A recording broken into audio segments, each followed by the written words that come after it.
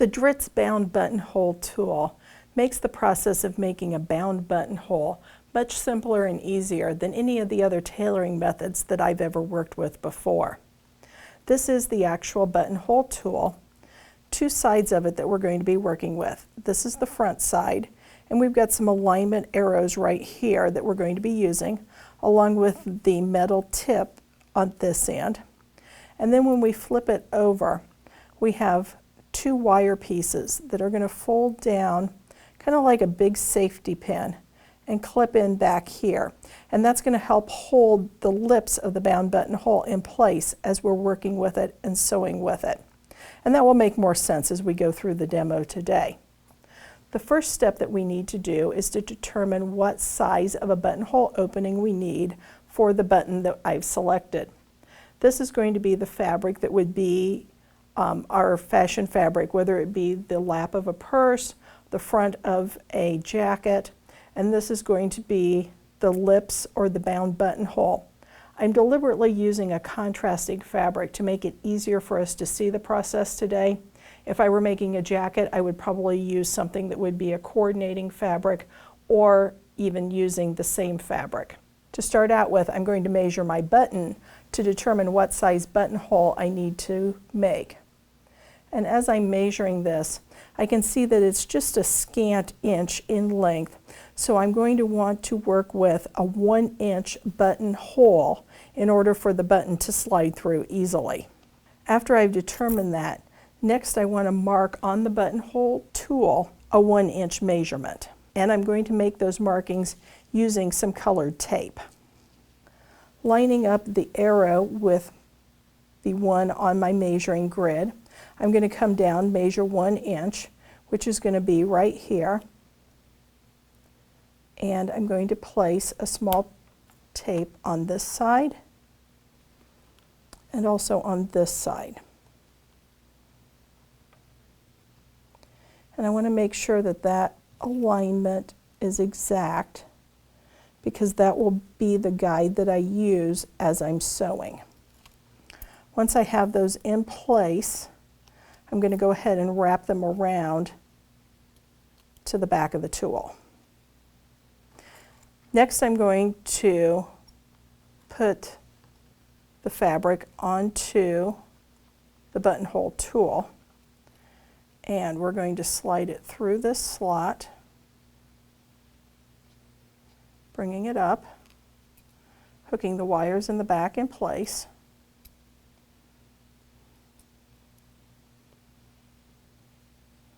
And making sure that we have all the wrinkles out so that we've got a nice even load here where the edges are even.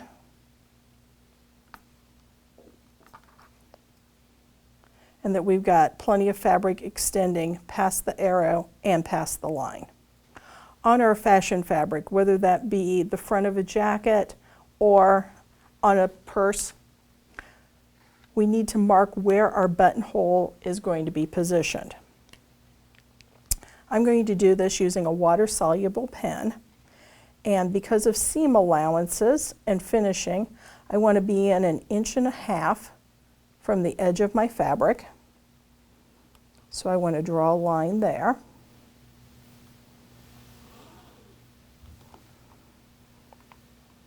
We're going to have the width of our button, which is 1 inch.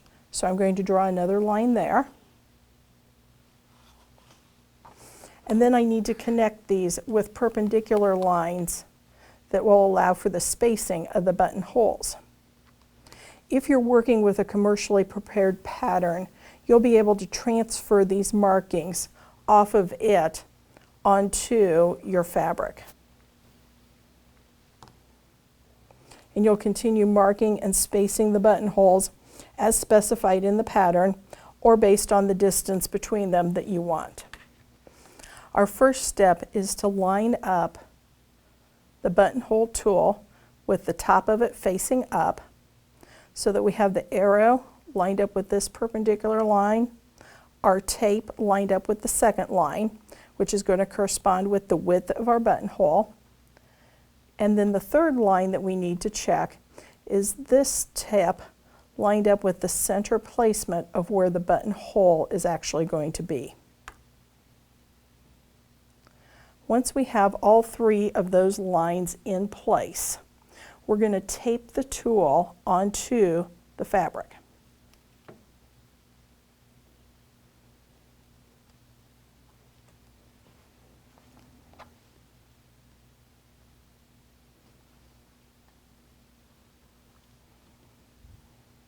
When we have everything secure in place, double checking all of our lines, then we're going to be ready to go to our sewing machine and actually stitch the lips in place so that we can turn them to the back of the fabric.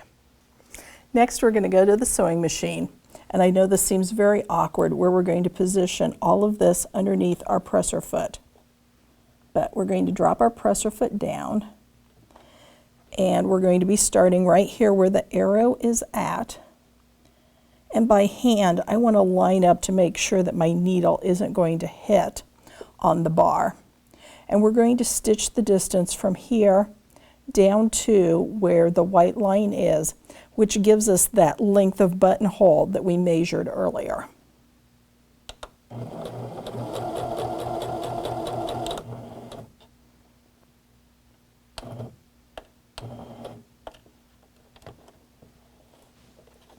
And I'm going to remove this, trim the thread, fold the fabric to the opposite side,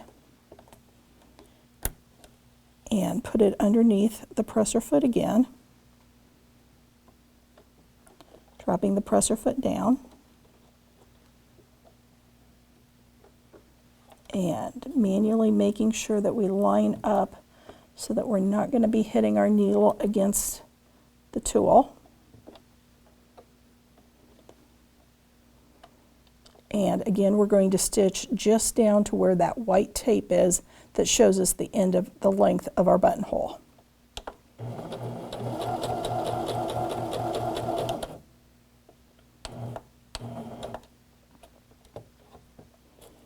And we're going to remove that and trim the thread.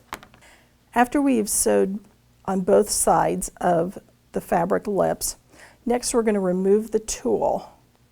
And we'll start by removing the tape on both sides. And then we're going to unpin this underneath and actually pull this out. And when we've done that, the next step that we want to do is to get our thread tails onto the back.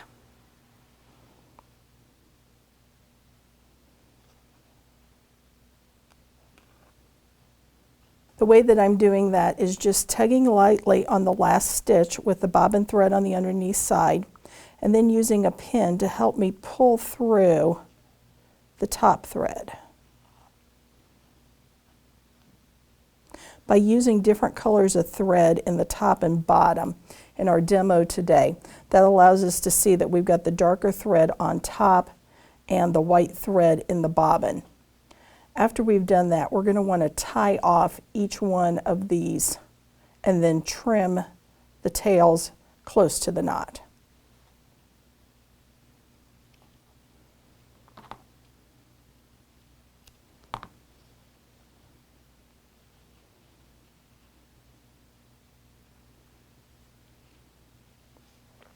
After we finish pulling the tails and knotting them to the back, we've got each of those trimmed even.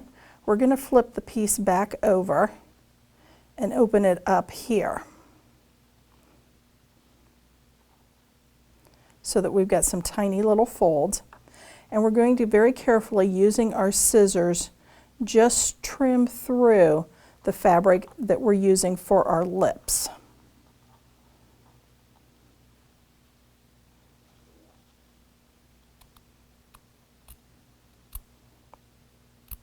I'm using some thin-bladed scissors so that I don't actually cut into the fashion fabric.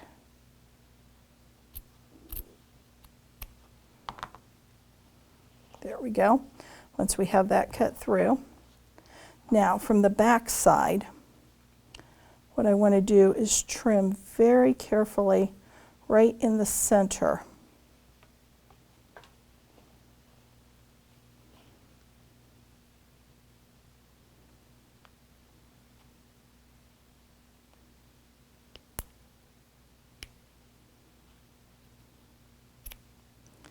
And as I come down, I don't want to go all the way to the end. I want to end up making some little V shapes.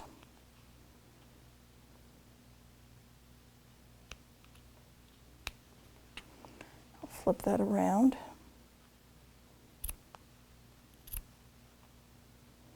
The instructions that come with your bound buttonhole tool and the diagrams do an excellent job of showing this step in detail, how we want to end up with these little V's at the end.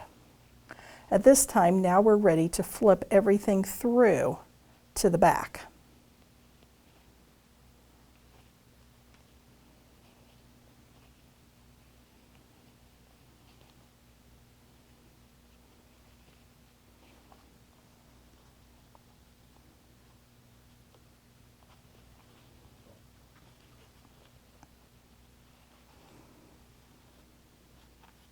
And as you can see from the front, what I'm doing is just making sure that we've got everything nice and even. We're seeing the lips of our bound buttonhole showing through in the contrasting fabric, which makes it easy for you to see. We're lined up on both ends. Before I finish out my stitching, I do want to take the button and slip it through real quick to make sure that the opening is the correct size. And we do have a nice fit there. Make it easy for us to put our button through the hole.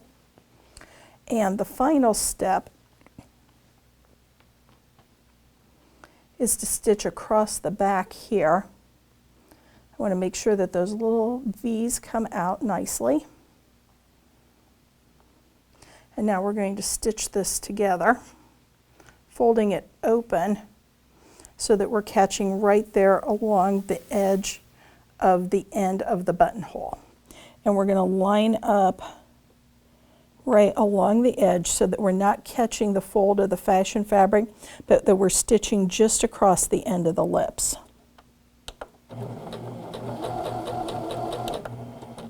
And we'll take a few stitches to secure that in place and do the same for the other side.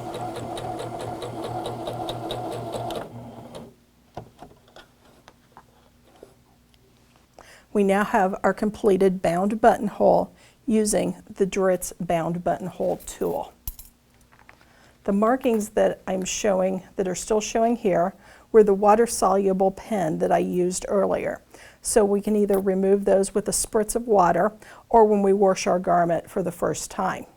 The bound buttonhole tool was surprisingly easy for me to make a very nice professional bound buttonhole that gives a tailored look either to clothing or for any place that we need a sturdy, functional, and good-looking buttonhole. I hope you have as much fun using the bound buttonhole tool as I did.